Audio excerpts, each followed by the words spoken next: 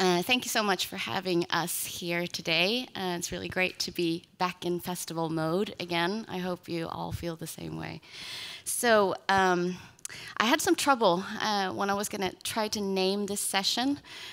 So I chose the natural voice because there has been a lot of talk about, who has the right to what story, and talking a lot about it in that perspective of the real voice, or the authentic voice, and all these things. But I think, to me, it's a discussion that is still ongoing, even if we say that this talk really should be about, beyond that discussion, who's right to tell what story, because I think it's still very relevant to discuss.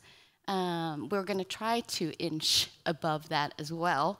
But I think what made me really inspired to talk about it was also because it kind of nudges in me when I hear about that argument, because I've always been under the belief that everybody has the right to tell the story that they feel like they need to tell. And I still think that's true.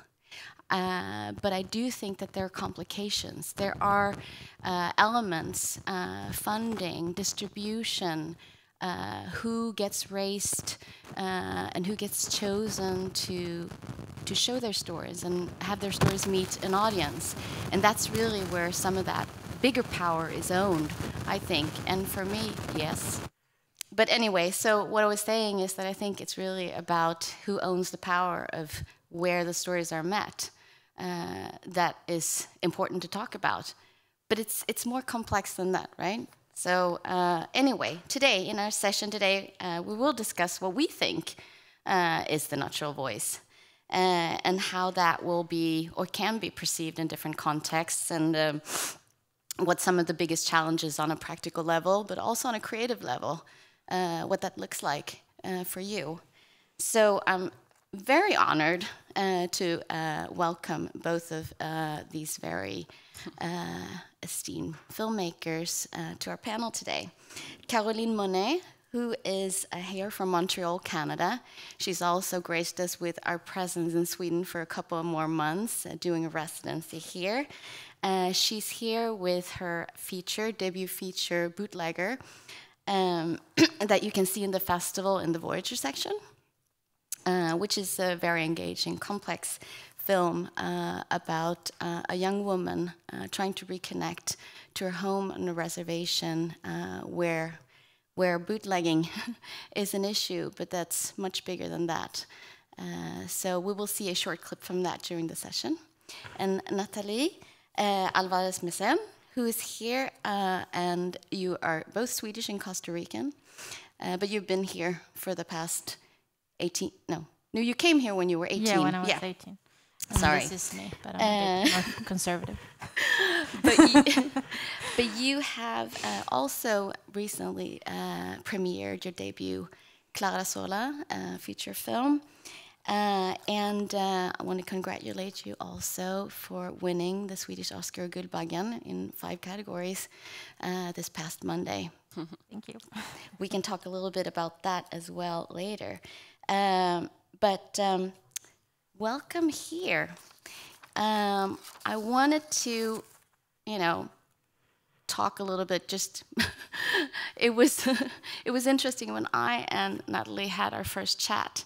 She was really reluctant to be on this panel because she was like, I don't want to be on another panel where I become the poster child of representing diversity, or women with diversity, or filmmakers of, female filmmakers. And I said, I completely understand, and I agree, because that's not really what it's about here. You're both here because you are filmmakers and you have storytellers.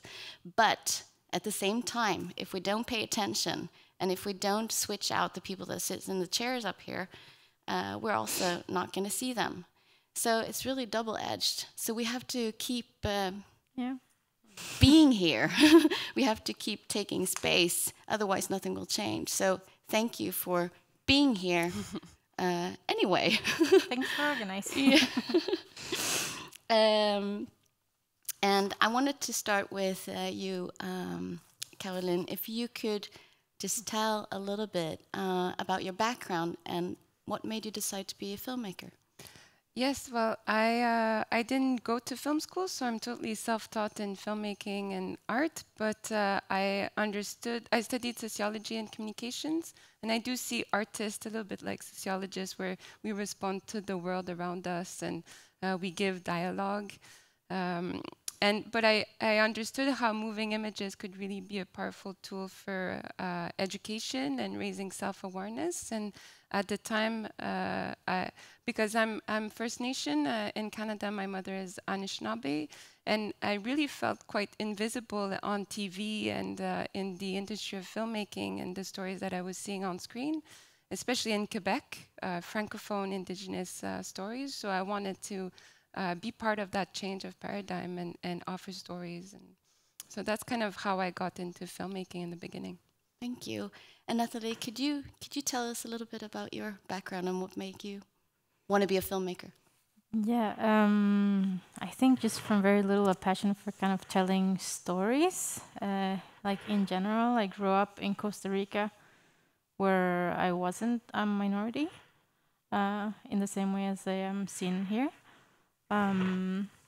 So I never kind of reflected on that until I was older, on what kind of stories I want to tell. And I come from a theater background. I have a bachelor in mime acting.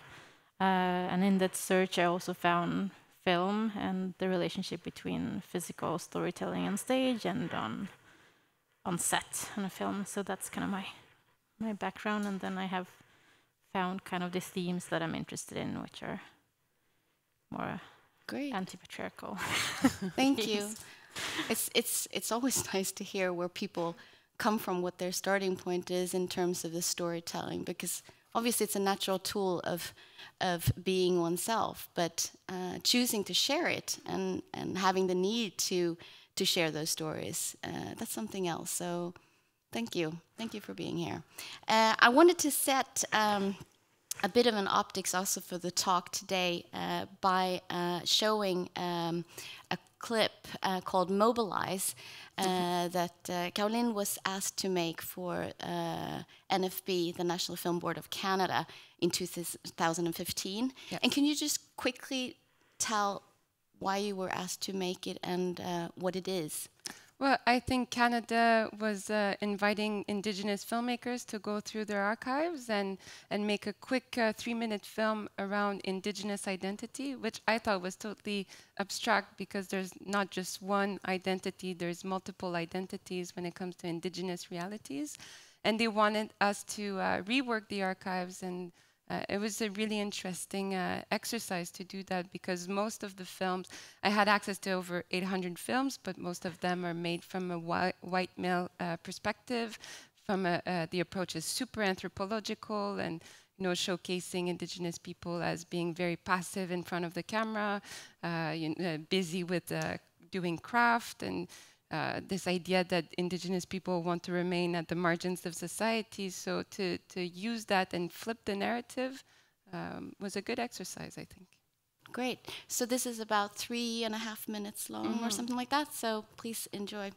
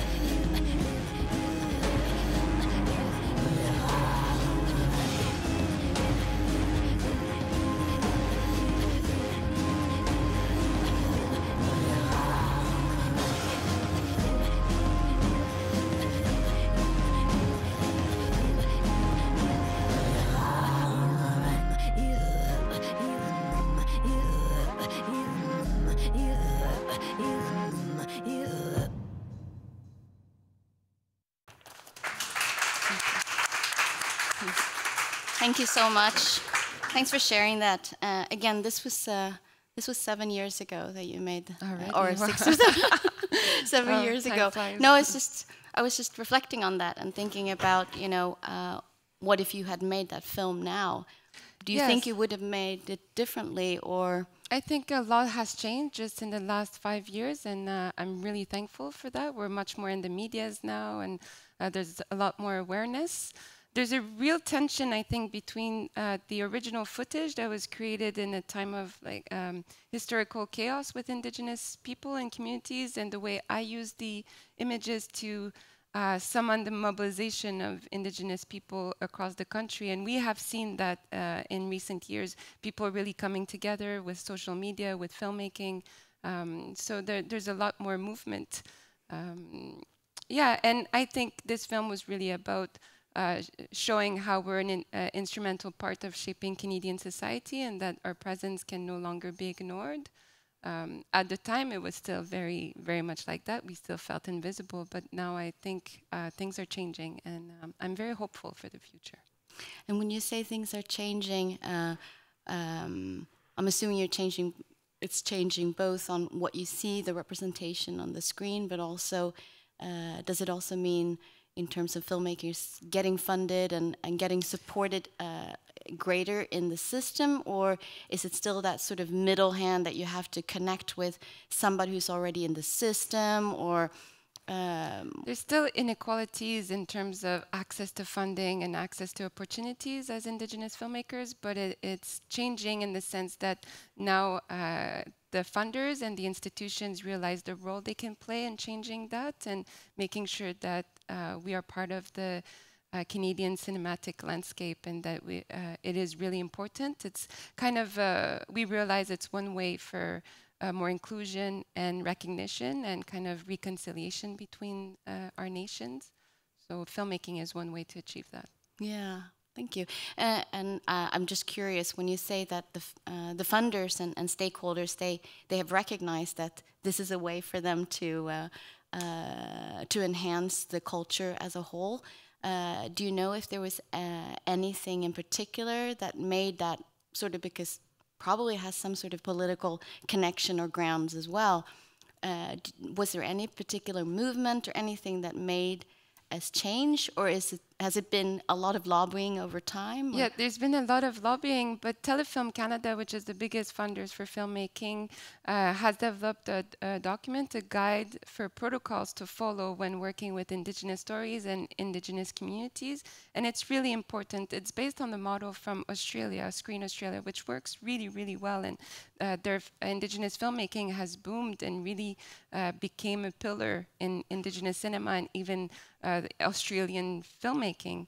And that's I think Canada is trying to achieve that now, to bring that balance back to a healthy place. And I've realized how important these guides and protocols are important, because once you're on site and working with these stories, it's really hard to tell your stories when there's really no one in the crew, the producers, or anyone around you that fully understands where you're coming from as a people, has no understanding of the humor, of the language, of the way of doing things, of rhythm, of how community works as well. It's like working in a different country.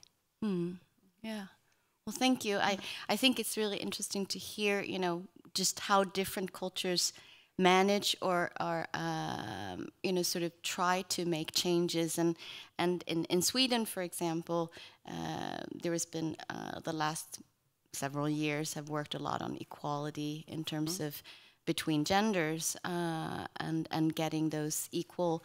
And what do you have to do, in terms of, do you do that? Do you do a doctrine of some sort, or because guidelines and those kinds of things, they usually don't help unless there is people in decisioning positions that have that with them. So it's good to hear what's happening the there. most important part is training, I think. As Indigenous filmmakers, there's a real lack of established producers, Indigenous producers, so we often have to go see non-Indigenous producers to tell our stories, and we don't have the level of expertise yet for camera people, for set design, for sound, for editing. So our stories are still, even though the key creative person, the director, the writer, is Indigenous, it's still not there yet in terms of what we can achieve for true Indigenous filmmaking. Well, it sounds like things are going in the right direction, but I think it's so interesting. When I see this clip, it wakes a lot of emotions for me, and some I don't know why, but they do. But I think part of it is also the sound of this clip, and it really kind of grabs you. And I myself is very interested in soundtrack and sound design, and we're so busy thinking about the imagery on the screen in terms of representation.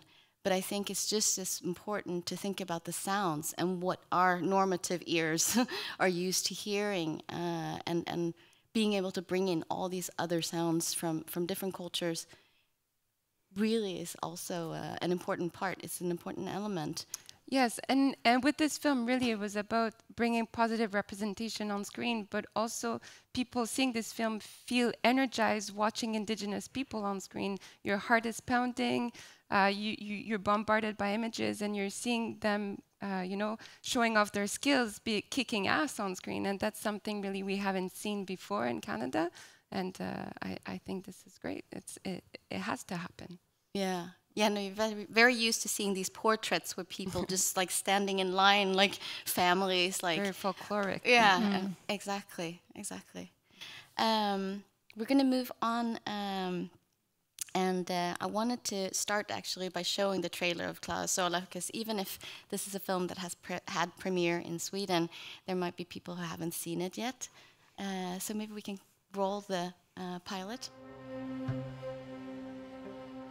Bueno, ya yo le dije, doctora, que yo operación no quiero. Con una cirugía, usted le va a dar mejor calidad de vida a Clara. Dios me la mandó así, así yo me la voy a dejar. Así, como una ola. Ma dice que todos tenemos que trabajar. ¿Y usted en qué trabaja? ¿Qué hace? Ma dice que trabajo para Dios.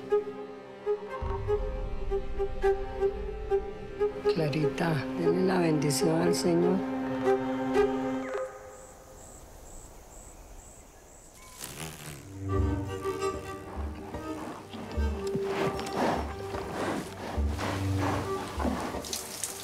Ya. ¿Y usted cree en la Virgen? Puedo hacer lo que me dé la gana.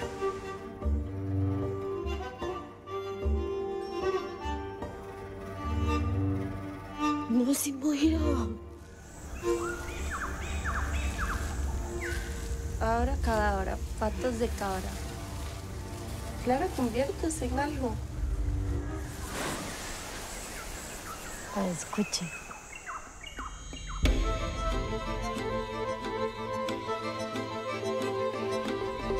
Santa María, ruega por nosotros. Cura a todos los que tienen el corazón enfermo. Cura a todos los que no tienen raíz. Cura a todos los que se sienten perdidos. Su animal humano está enfermo. Yo puedo curarlo.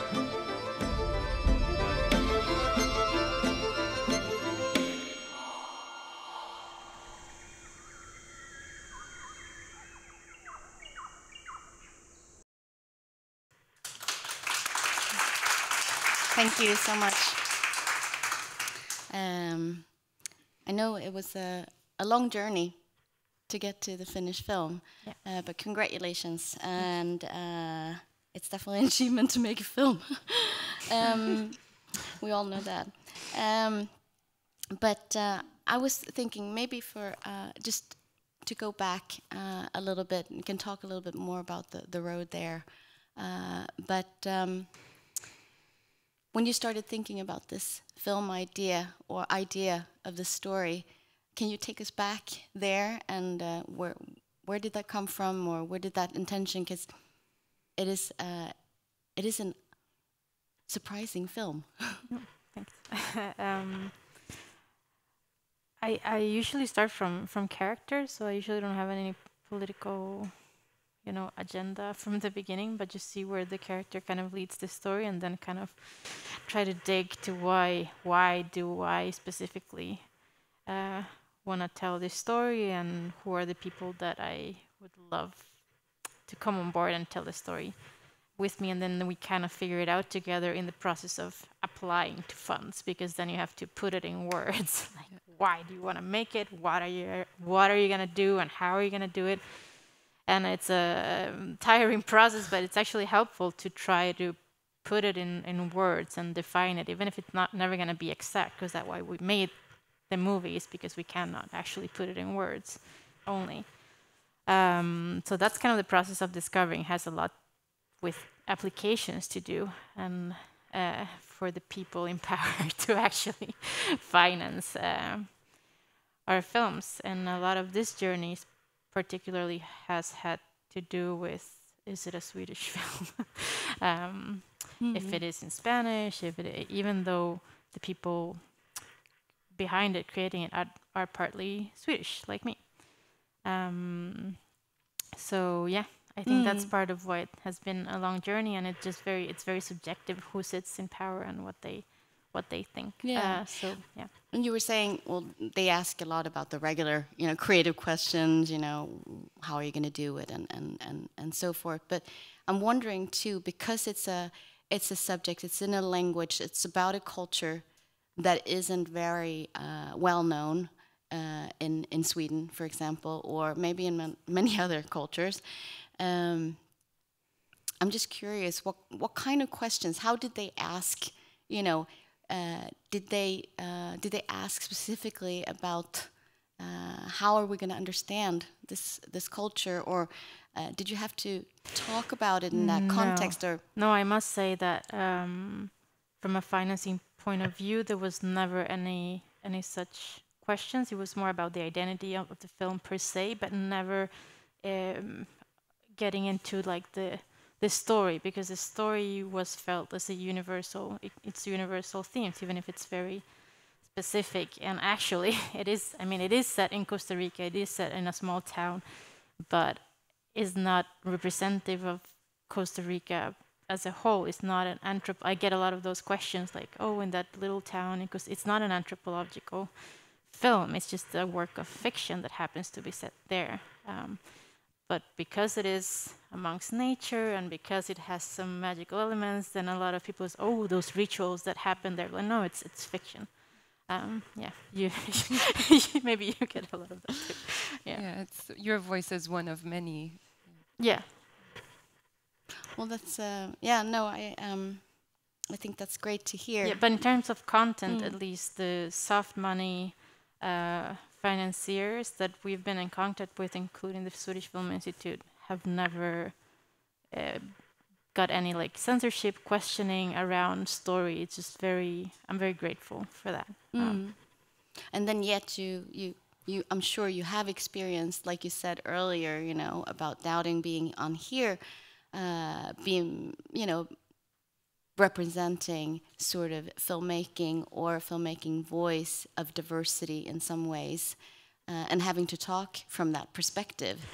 Yeah, especially here, because, well, we shot the film there, and there, of course, not of course, but I just never get any of those questions. But here, I do, but I never thought of that when we're actually doing the film. But I do believe that if you approach with the right, it's just from case to case. There's just no rules that are set on stone. I did question a lot. Like I do come from like a religious family, but they're not extremely religious. Like the one in my film, and a lot of it is inspired by my memories. But memories a kind of a, you know, territory that is a bit unsure. I have a really bad memory in general, so how much of what I remember is actually true, it's just a whole other thing. Yeah, I don't know where I'm going, but if you No, have but it's fine. questions, yeah. No, I just think it's interesting because we sort of pick these different films sometimes to symbolize, even if, like you said, you're talking, you know, you're working from a character and becomes a story, and you make it. But winning sort of these this big prize now and getting a lot of attention to the film, even more so, you know, I can see what is being written about it, and it's still being raised as a unique film because of who has made it and the background, and that it's set where it's set, and lifting a female character of that of her character. Do you think it's gonna mean anything for the industry here, or is it gonna change anything, or how's it going to affect? I hope it inspires into a more diverse films that get financed, and for more diverse filmmakers to, you know, apply and not only conform to what they think would get money, but to what they actually want to tell. Yeah, I hope that in the same way, you know, Titan won Cannes, and this opens up so much for so many that maybe want to do films that are just insanely insane, and that can still go to those rooms. So I that's what I hope it brings. No, I just think it's incredible too that you both have debut feature films. You're here in an international big film festival, and your has won prizes here in Sweden recently, and it's just. It is changing, I'm thinking. Things are changing. There was a panel held in the Stockholm Film Festival some months ago with a really young filmmaker who did The Hill Where the Lionesses Roar, I think. And it was about women directors and what they confront in the blah, blah, blah, you know, all of that. And she was like, I don't know, I had trouble because I was so young, but she didn't experience, you know, any trouble because she was a woman. And then it's like, oh, that sounds very hopeful. Like, that's very nice that her generation did not have to think about that. So maybe there is progress happening. Yeah. I'm sure. Otherwise, we can't be here if we're not progressing. We have to believe that. But I wrote a question here about, you know, sort of your greatest challenges. But what's more interesting, I think, to hear about is sort of the biggest discoveries that you've made during making of these films. And Caroline, do you have any, and it can be out of any perspective, but in terms of sort of this trying to find your way and getting your voice heard? Well, I think to echo what you were saying is about very trusting your stories and trusting that you're the best person to tell that story, and that you will find a way regardless the funders, or I mean, of course you need the funders, but you will find a way to tell that story and to not compromise your authenticity in your story. When I was applying to make my film, I was confronted with a lot of the funders and broadcasters that wanted to change my story. They wanted, because my film deals with alcohol and indigenous communities, they were really keen on seeing the violence associated with alcohol. And I was like, no way I'm doing that, because that continues feeding the stereotypical image, and that's not how I see my community, that's not how I see my family and my peers. I will, no way I will put that on screen. But they kept wanting to see that, you know, the really dark kind of poverty porn of it. And I think it's my responsibility to challenge them and to really trust that I'm the best person to tell that story. And did you need any kind of advocate to help you be able to convince these stakeholders that you know, violence didn't have a place in your film? Yes, well, there was a lot of convincing to be done, and reasons why, arguments, and tweaking my story a little bit. But I think because it was my first film, lack of experience also, I did try to navigate within those mainstream stories. And I think for what I've learned, and it's the biggest lesson, is to really follow, no longer compromise the story you want to say. How about you, Nathalie? Well, this is very interesting. I feel like I've fallen a similar. I went a lot of labs during the writing, which was really great, but also kind of tend to form it in a certain way. This structure of storytelling, which is usually like, white male perspective. And then, so for my next film, I've tried to maybe not do as many of that. Of course, I want the film to be understandable and the audience to like get something from it, but maybe dare to challenge the structure a little bit more for the next one. And then regarding what you said before, like that you need an advocate, I think like the allies that you get early are so important, and just finding the right, it could be anyone. For me, it was the producer who from the beginning knew what story I want to tell, was completely on board with that. And at some point when I was getting a little too much feedback that went to another direction, and of course I could like lose my way, I change as a person, you change every year, the interests get different, and just to keep that core, he was very important. Like, but remember you said you wanted to say this, like, oh yeah, you're right, because I kind of forgot, because life happens in between. So I think those early supporters are very important to remind you also. Great.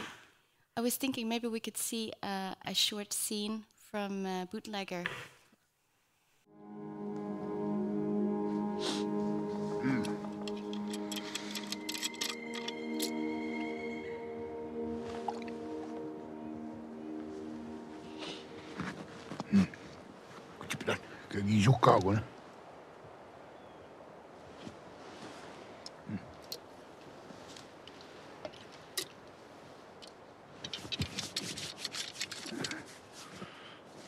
Pourquoi tu viens te cacher ici? What? No ego. Gida kona gonabel. Bakuni given. Gaji chigembuk. Yi by God, on Jan Schnabel Jigga Miniquewatch. Gane to wonder. Gakin was yi by God.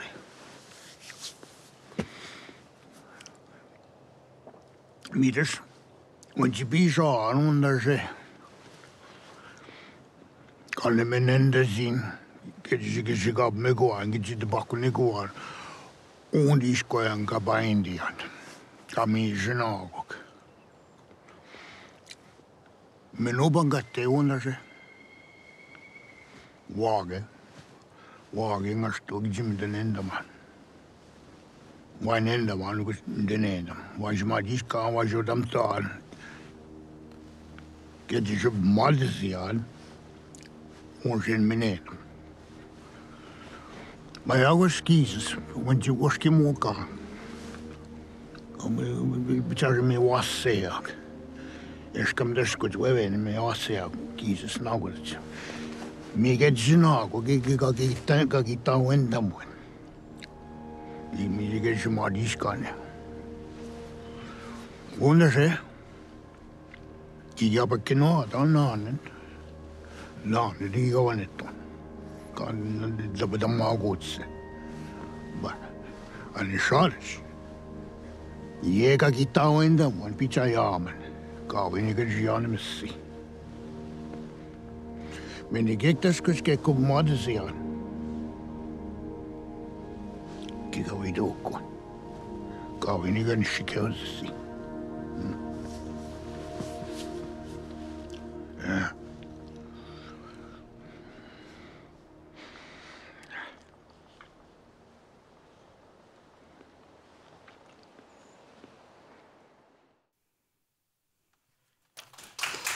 Thank you. I didn't realize what a great sort of ending. It's like sort of says everything that we've been talking about here today. But we have still a little bit of time. I just wondered if you could tell us a little bit about your character and why you chose this scene in this context. Well, this scene in particular, just to show the language, it's something really rare to see in Canada, the traditional language, and it's, you know, one of the oldest language in the country, much before English and French. And also, I think this scene is quite the heart of the film, and around the idea of alcohol and how it's prohibited in certain communities, and how Indigenous people went to prison for drinking alcohol, and this law that is still happening in Canada, where it's called the Indian Act, where we're still under the we're owned by the government, basically. And this character, the grandfather, is based a lot on my grandfather's story, you know, not being able, raising 6 kids and not being able after days of work to have a beer, and just how that shame must be, and just to be considered a second-class citizen. So that's the film. I wanted to make that film because of that, for him, and for Canadians to also understand where we're coming from and the baggage we carry as Indigenous people. And also it also shows a little bit of the philosophy of my people, the past, present, future, how everything is one thing, basically, and the gap between my generation and our grandparents sometimes. So I think it's all in this one scene. Yeah, it's a fantastic scene, and we're almost out of time. I was just thinking, Nathalie, give you sort of the last word. If there is anything that you think that as filmmakers that we can do to push this discussion more forward here, or wherever you have had experience. I think it's interesting when you say you've been through a lot of these different labs, and you know what the discussion is there, because a lot of times things have to sort of start sprouting in earlier parts of the process. Do you have any? I mean, the labs are always so international, both the participants and the people that are being mentoring. But in reality, it doesn't matter who is mentoring or participating, because we all carry, like, we're all brought up with normative glasses, and I carry, you know, the patriarchal structure in my body, and I try to get away, but it's like impossible in one generation. And the same with like racist structures, like we all carry this inheritance. So it's just through several generations that we can get rid of it. So this, I guess that what we do is just a little bit, you know, in this direction, but we just need to keep working so much more. I don't know if anyone in the audience has a better answer, because I don't have an answer. No, but I think you said it. It's about practice, and it's about paying attention.